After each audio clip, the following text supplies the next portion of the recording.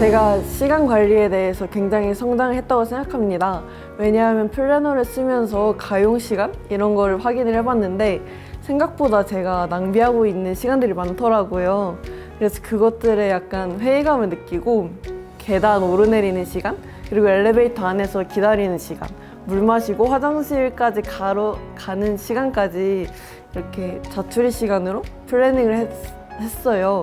그랬더니 조금 더 알찬 저의 하루를 보낼 수 있게 되었고 최종적으로는 만족스러운 그런 학교 생활을 할 수 있었던 것 같아요. 저도 처음에는 잘 지켜지지 않았던 점인데 제일 먼저는 공부만 쓰지 않을 것인데요. 이게 왜 그러냐면 플래너를 꾸준히 쓴다는 거는 계속 써야 할 명분이 있다는 건데 그 명분이 전날 아니면 일주일 전, 한 달 전 내가 하루 계획했던 것에 대한 달성률을 봤을 때 아, 내가 계속 해도 되는구나. 내가 이어나갈 그런 명분이 눈에 보이니까 계속 할 수 있는 원동력이 생기는 건데 너무 공부만 쓰고 말도 안 되는 양을 하루에 쓴다라는 것은 그 하루의 달성률도 낮게 되고 그리고 일주일도 봤을 때 아, 내가 다음 일주일은 못하겠다라는 그런 자신감이 자연스럽게 하락이 되거든요. 그래서 플래닝을 할 때 가장 중요한 점은 공부할 것만 쓰지 않는 것. 사소한 거 하나, 뭐 학교 가서 이거 챙기기, 뭐 선생님한테 뭐 이런 거 물어보기, 시험 범위 애들한테 물어보기, 정말 사소한 거 하나라도 썼거든요. 왜냐면 그게 사소해 보일지라도 제가 까먹으면 이루지 못하는 것들이잖아요. 그래서 그거 하나하나 챙겨서 내가 이 작은 거 하나라도 이룰 줄 아는 사람이구나를 눈에 보고 느끼는 게 가장 중요한 것 같아요. 무조건 피드백이라고 생각을 해요. 저는 맨날 하는 일간 피드백은 솔직히 귀찮아서 잘 못했지만 주간 피드백은 빠짐없이 이렇게 매주 했었어요. 그 주간 피드백에서도 제가 가장 중요시 여겼던 것은 제가 얼마나 달성했는지 퍼센테이지로 그 달성률을 확인하는 거였어요. 맨 처음에 제가 15%가 나왔던 거를 잊을 수가 없는데 그래서 그때 제가 많이 충격을 받고 내가 이것밖에 안 되나? 나는 100%도 할 수 있는 사람이야 이 생각을 가지고 이렇게 3년을 달려왔더니 최종적으로는 87% 지금 달성률을 가지고 살아가고 있어요. 그리고 참고로 제가 이렇게 모의 면접을 할 때 이렇게 피드백에 관한 이야기를 드리고 100분율로 78%, 막 82% 이렇게 나왔다 하니까 더욱더 신뢰성이 있고 이렇게 좋다고 피드백을 해주셨었어요. 저도 플래너를 쓰는 게 그닥 막 와닿지 않고 왜 하루하루를 그렇게 막 계획해서 살아야 되지? 하면서 막 왜 계획 못할 수도 있으면 괜히 내가 자존감만 안 좋아지니까 쓰는 걸 꺼려 했었는데 오히려 쓸수록 더 안정감을 느끼고 덜 불안해지긴 했어요. 그래서 만약에 플래너를 쓰는 게 맞지 않다는 친구들은 초기에는 어쩔 수 없이 자기가 어떤 걸 좋아하고 어떤 방법을 쓰는 게 꾸준히 하는지 모르기 때문에 여러 방법을 시도해보는 게 훨씬 좋다고 생각해요. 그래서 뭐 핸드폰을 자기가 많이 쓴다 하면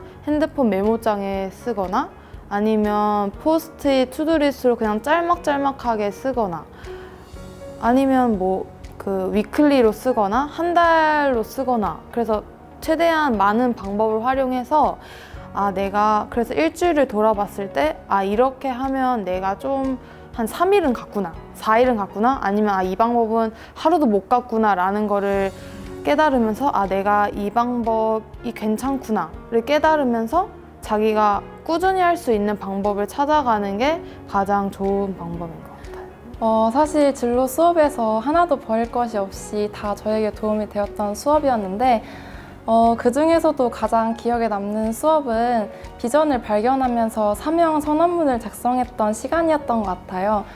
사실 제가 아직 꿈을 확실하게 정하지 못했어요.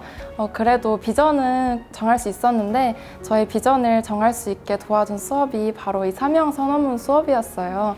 이 사명 선언문 수업을 활동을 하면서 정말 내가 이런 사람이 되어야겠다, 정말 되고 싶다 확신할 수 있었던 시간이었고 아직도 방황을 할 때면 그 사명 선언문을 보면서 저의 마음을 붙잡기도 해요. 저 같은 경우는 마냥 추상적인 꿈을 갖고 있었어요.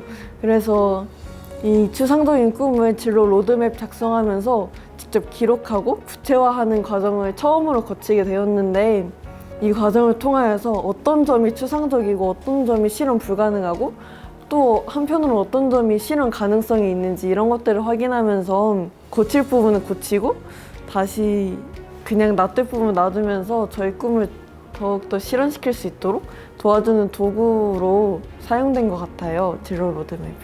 나를 발견할 수 있었던 수업이었던 것 같아요. 진짜 처음에는 제가 수업에서 나의 장단점을 적어보라 할 때 내 장단점이 뭔지도 몰랐고 내가 잘하는 게 뭔지도 몰랐고 내가 뭘 좋아하는지도 몰랐고 그랬는데 진짜 진로 수업을 하면서 내가 이런 사람이구나, 난 이런 걸 좋아하는 사람이고 내가 이런 꿈을 꾸고 있었구나, 정말 저에 대해 발견하는 시간이었던 것 같아요. 저는 1, 2학년 때 진로를 못 정하다가 3학년 때 딱 진로를 정해서 소프트웨어학과에 진학을 하게 됐는데, 그래서 좀 진로를 정한 학생하고 진로를 못 정한 학생으로 좀 말을 해보자면, 일단 진로를 정한 학생들은 내신도 물론 중요하지만 좀 비교과적인 활동을 좀 챙겨야 돼요. 그래서 좀 동아리라거나 독서 쪽에서 좀 약간 내가 가려는 진로 쪽인 활동을 하면 좋은데, 제가 소프트웨어학과에 갔으니까 소프트웨어학과로 예를 들어보면은 좀 1학년 때부터 코딩 동아리를 만들어서 뭐 좀 프로젝트를 진행하거나 친구들하고 활동을 하거나 그걸 꾸준히 활동을 진행하는 것도 되게 중요하고요. 근데 저는 1학년 때 또 농사 동아리를 제가 친구들하고 만들어서 3년 동안 쭉 진행을 했어요. 이 농사라는 게 사실 어떻게 보면 소프트웨어하고 전혀 관련이 없어 보이잖아요. 근데 이게 어떻게 엮을 수 있을까 고민을 하다가 스마트팜이라는 거에 대해 알게 되고, 이거를 좀 연결해서 관심을 갖고 그래서 소프트웨어학과에 진학을 결국 하게 되었거든요. 이렇게 관련이 없어 보여도 그냥 3년 동안 꾸준하고 끈기 있게 진행을 했다라는 거가 가장 중요하다고 생각을 했어요. 그리고 좀 자기 진로를 못 정한 친구들에게 말을 하자면은, 일단은 그 친구들은 내신이 제일 1순위라고 생각을 하거든요. 만약에 저처럼 나중에 하고 싶은 게 생겼는데 내신이 좀 다른 친구들에 비해 떨어져서 못한다, 그럼 그거만큼 또 억울한 게 없거든요. 그래서 제가 실제로 좀 그거에 대해서 억울함을 느끼기도 좀 했고, 일단 어떤 게 하고 싶은지 잘 모르겠다면 그 미래를 위해서 내신을 미리 챙겨놔라, 좀 그런 얘기를 해주고 싶어요. 한 직업이 아니라 여러 방면에 관심이 있는 친구들이 있을 텐데요. 저도 그랬거든요. 저에게 주신 달란트가 있고 각각에 맡겨주신 소명이 따로따로 있는데, 달란트가 여러 개가 있을 수 있고 하느님께서 여러 분야에 관심이 있는 그런 저만의 특성을 만드신 것이라고 생각을 해요. 그러니까 걱정하지 마시고 자기만의 주어진 잠재력을 발견하시면서 열심히 살아가시길 바랍니다. 제가 그때를 돌아봤을 때 가장 힘들었을 때가 언제냐면 고등학교 3학년 때 입시할 때고, 물론 왜 힘들었는지는 제 삶에 제 주변 타인들, 지인들이 제 삶에 너무 많이 관여하고 있고 너무 많은 관심 속에 있다고 생각이 든 거예요. 근데 그렇게 멘탈이 약할 때는 정말 들어야 할 말, 도움되는 말들은 그냥 잊혀지게 되고, 그냥 나한테 초치는 말이고 그냥 별로 귀담아 듣지 않아도 될 말인데도 그런 말들만 쏙쏙 박히거든요. 그래서 멘탈 관리가 가장 중요하고, 제가 기도로 그걸 극복했으면 가장 좋았겠지만 저는 그러지 못했거든요. 그래서 저는 부모님께 가장 많이 의지를 했고, 그래서 요즘에 사이가 더 괜찮아진 것 같고, 고등학교 들어와서부터 더 대화도 많이 하고 제 있는 얘기를 하니까 엄마도 너가 그렇구나, 자기는 모르니까. 그래서 얘기하면서 엄마가 생각보다 저에 대해서 모르는 게 너무 많으신 거예요. 그래서 말하지 않으면 진짜 모르구나, 세상에 당연한 것이 없구나. 왜냐면 부모님조차도 저를 이렇게 모르시는데 주변 사람들이라고야 저를 알 수가 없잖아요. 그래서 힘들 때일수록 더 부모님에게 더 많은 대화를 요구하고, 그리고 부모님께서 인생의 선배로서 또는 신앙의 선배로서 이야기를 해주시니까 제 삶의 주변 타인들이 너무 많지만 그 사람들을 이해할 수 있는 폭을 넓혀주신 것 같아요. 그렇게 해서 멘탈 관리를 했습니다. 수업을 하면서 딱히 어려운 점은 없었던 것 같은데 제가 꿈을 확실하게 정하지 못해서 약간 방황하면서 되게 두렵고 약간 막막하고 그런 불안이 있었어요. 그리고 수업하면서 수업을 한 번이라도 빠지게 되면 그 다음 수업이랑 그 전 수업이 이어져서 다음 수업을 따라하기 어렵고 약간 그런 건 있었어요. 저는 3년 내내 꿈이 바뀌었어요. 같은 과학 분야도 아니고 완전 이렇게 분야를 넘나들면서 그렇게 했는데, 그래서 막상 자소서를 쓰고 면접을 준비하자니 어려웠어요. 그래서 저는 먼저 저에 대해서 알아보고자 했어요. 저의 성격이 어떤지, 어떤 과목을 좋아하고 어떤 취미를 갖고 있는지, 이렇게 해서 저에 대해서 알아본 후에 그것을 바탕으로 생기부에서 내가 가장 즐겁게 했었던 것, 이런 것들을 뽑아냈어요. 그 다음에는 뽑아낸 것들을 좀 전공 적합성에 맞을 수 있도록 수학이나 과학 과목에 있는 활동들을 또 뽑아내서 전공 적합성도 맞추지만 이것이 정말 나의 이야기라는 것을 뽐낼 수 있는 정말 한편의 나라는 글이 될 수 있도록 자소서를 작성했습니다. 저 같은 경우에는 1, 2학년 때는 내신이라는 게 대학 입시에 직결되는 건지 모르고 그냥 대충 열심히 공부하고 한 2, 3등급을 받았어요. 3학년 때 이게 직결된다는 것을 알게 된 다음부터는 2등급을 쭉 찍었는데 여러분들도 그런 불상사가 발생하지 않게 선생님한테 다 여쭤보시길 바랍니다. 제가 1학년 때 보면은 1학년 때 시험을 망쳤다고 나는 그냥 정시로 갈래 이런 친구들이 몇 명 있었거든요. 이렇게 저는 생각하지 말라고 친구들에게 말을 해주고 싶어요. 1학년 때 아무리 성적을 낮게 받았어도 그 점수가 점점 올라간다는 것 자체로 대학에서 되게 좋은 평가를 할 수 있거든요. 근데 이 성적 올린다는 게 힘들다는 게 이걸 보고 있는 여러분도 알고 저도 알고 선생님도 알고 심지어 대학에서도 성적 올리는 게 얼마나 힘든지 알거든요. 그렇기 때문에 대학에서도 성적을 올린 사람에 대해서 또 어떻게 좀 가산점을 줘서 보기 때문에 좀 1학년 때 좀 성적을 낮게 받았다 해도 좌절하지 않고 계속 성적을 올릴 생각을 하면 더 좋겠다고 생각을 했어요. 수시에는 총 학생부 종합전형, 교과전형, 논술전형, 특기자 전형이 있는데요. 저는 그중에 학생부 종합전형을 경험하였으니까 학생부 종합전형에 대해 말씀드리겠습니다. 우선 학생부 종합전형은 학교 성적, 즉 내신, 대회 수상 내역, 봉사활동, 독서 내용 그런 거를 종합적으로 판단하고 평가하고 대학에 진학하는 그런 시스템입니다. 내신은 기말고사, 중간고사 같이 학교 시험 성적을 말하는데요.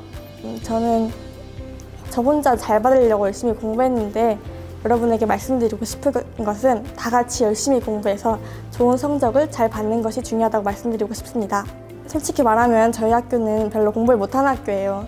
상위권과 하위권 성적 차이가 크게 나서 표준 편차가 크게 나고 대학은 이걸 보고 이 학교는 공부 못하는 학교구나 패스 그럴 수 있는 가능성이 있는 거죠. 그러니까 여러분도 혼자만 열심히 공부하지 말고 으쌰으쌰 하면서 다 같이 공부하기를 추천드립니다. 학업이나 생활 이런 것도 정말 중요하지만 저는 신앙적인 이야기를 많이 해주고 싶어요. 제가 시험 공부하는 동안에도 하나님을 많이 의지했고 면접하는 동안에도 하나님의 살아계심을 느끼고 이런 스토리들이 정말 많은데 하나하나 이야기해 줄 수는 없지만 정말 하나님이 이 세상의 주인이시고 우리 후배 친구들의 앞길 모두 아시니까 그냥 하나님만 의지하고 열심히 최선을 다해서 삶의 예배로 여러분들의 삶을 올려드렸으면 좋겠습니다. 고민을 정말 많이 했는데 알면 알수록 여러분은 정말 재미있고 알면 알수록 좋은 사람이라는 거를 깨달았으면 좋겠어요. 그래서 자기를 알면 태도도 바뀌고 생활 패턴도 바뀌고 가치관도 바뀌고 주변에 이제 안 보였던 것들이 보이기 시작하거든요. 그래서 이 힘든 시기를 당연하게 여기지 않고 내가 꼭 힘든 시기여야만 할까 하는 제 의문이 이랬거든요. 왜 고3 때 힘든 게 당연하지? 라는 생각을 했거든요. 그래서 그냥 누구나 생각하지 않는 거를 생각하고 그러면 그 시기를 정말 유용하게 쓸 수 있고 자기 자신을 알아가면서 아, 내가 좀 소중한 존재구나. 몰랐던 걸 계속 알면서 나 자존감도 정말 상승하는 고3을 보낼 수 있을 것 같아요. 사실 지금 시기에 자신의 진로와 꿈에 대해서 방황하는 친구들도 되게 많을 거고 그래서 불안하는 친구도 굉장히 많을 거라고 생각을 해요. 하지만 불안해하지 않고 자신의 하루에 충실하면서 하나님만 의지하고 그렇게 살아갔으면 좋겠다고 말해주고 싶어요. 사실 저도 꿈을 정하는 게 굉장히 어려웠어요.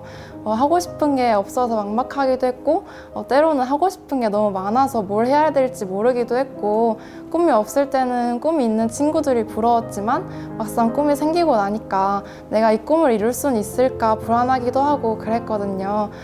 근데 지금 돌아와서 생각을 해보니까 내가 그 방황하면서 고민했던 그 길이 모두 다 저에게 도움이 되었고 그 고난들도 다 쌓여서 저를 만들었구나 생각을 해요. 그러니까 불안해하지 말고 자신이 지금 걷고 있는 길에 충실하면서 공부도 열심히 하고 기도도 열심히 하고 그렇게 살아갔으면 좋겠어요. 가장 중요한 것은 예수님의 말씀을 듣고 예수님을 알아가는 것이라고 생각합니다. 누가복음 10장에 보면은 마리아와 마르다의 얘기가 나오는데요. 마르다는 예수님 대접을 하면서 일을 하고 있었지만 마리아는 예수님의 발치에 앉아서 예수님의 말씀을 들었습니다.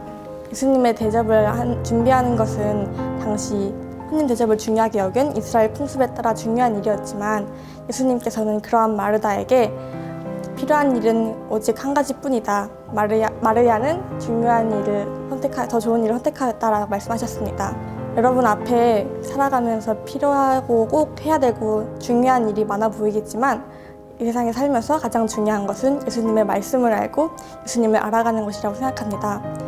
구하는 자에게 지혜와 힘을 후히 주시는 하나님께 구하고 하나님을 최우선순위로 두시는 여러분이 되기를 축복합니다. 저는 사실 좀 이때까지 학교 생활을 하고 3년을 딱 돌이켜 보면은 좀 더 열심히 할 걸 하는 후회가 남았었는데 여러분들은 그런 후회하지 않는 열심히 그런 고등학교 생활을 살아가길 바라겠습니다. 화이팅! 화이팅! 사랑해요. 여러분은 너무 소중합니다. 오늘 하루도 열심히 기상예대학교 화이팅! 야, 1시간 뒤면 발표인데? 야야야 봐봐 떴어 야 지금 떴어 빨리 봐봐 야 떴어 싫어요? 나 수험번호 뭐냐? 야, 나 한동 됐어. 너도? 나도. 너도? 나도 야, 나도. 야, 너?